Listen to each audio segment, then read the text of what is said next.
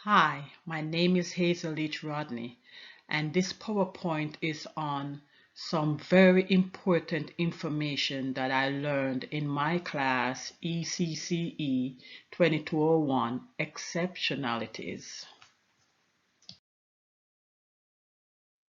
This class has 48 competency areas that I was taught on. Here are three of the areas that I would like to talk about and their numbers. Number 6. Explore assistive technologies and their use in inclusive settings. This is where assistive technologies are very important to children with disabilities because they can improve or enhance learning development and skills to function in an inclusive classroom. The use of assistive technology for learning and life skills has been shown to improve access to and success with the general curriculum, making assistive technologies important to teachers and parents as well as other professionals. Number 30. Examine typical characteristics of autism and related disorders. Children with autism experience hypersensitivity to noises in their environment.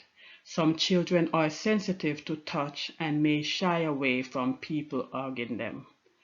They can also have difficulties in fine and gross motor skills. For example, their movements can appear clumsy. Number 33. Identify causes of vision loss and impairment. Some causes of vision impairment include hereditary conditions, infectious disease, cancer, injuries, for example, brain injury, premature birth, and various environmental conditions. Some common causes of visual impairment include cortical visual impairment and congenital infection. As an educator or advocate, I will use the information gained from this course in an early childhood care setting by working with families to develop individual family support plan, and that is IFSP. 2. Using the procedures to help identify needs early on. 3. Creating routines and rituals. 4. Implementing strategies to create an inclusive environment for all children.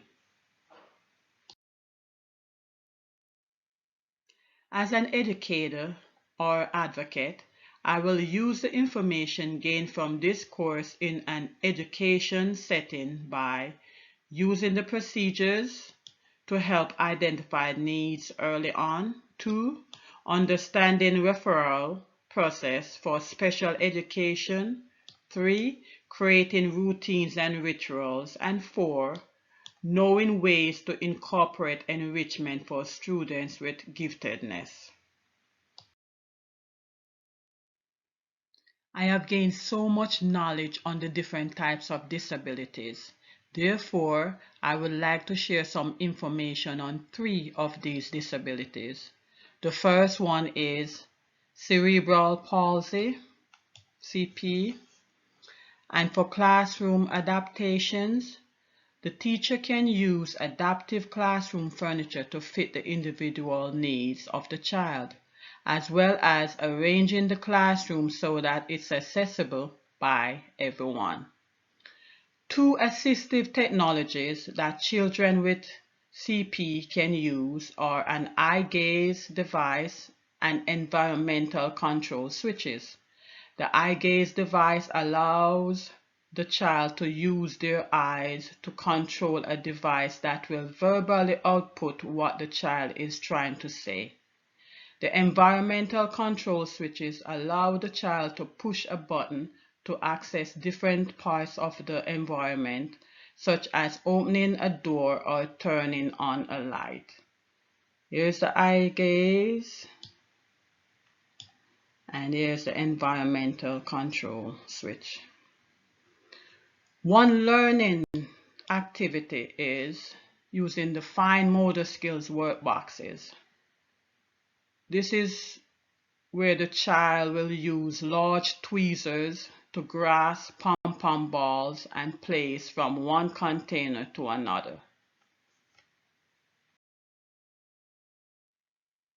The second disability is low vision or blindness.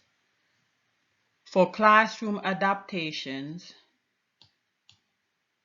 teacher can use enlarged print or braille for assignments as well as high contrast visuals. High contrast visuals will typically use the colors red, black, and white. Two assistive technologies that children with low vision or blindness can use are Mountbatten Brailler and electronic books. The Mountbatten Brailler allows for those with low vision or blindness to type words or numbers and creating them in Braille. The electronic books can be accessed with an iPad or any other device that read books aloud. Here's the Mountbatten Brailler and electronic books to be read aloud. One learning activity is to use a workbox that allows the student to sort different objects by texture or size. The third disability is hearing impairment. For classroom adaptations, the teacher can use sign language to create an inclusive communicative environment and classroom setup so that the child can have preferential seating to where the teacher is speaking or signing. Two assistive technologies that children with hearing impairments can use are hearing aids to aid in their capabilities and an FM system that allows the child with decreased hearing capacity to get an amplified version of what the teacher is saying. Here, the FM system, here, hearing aids.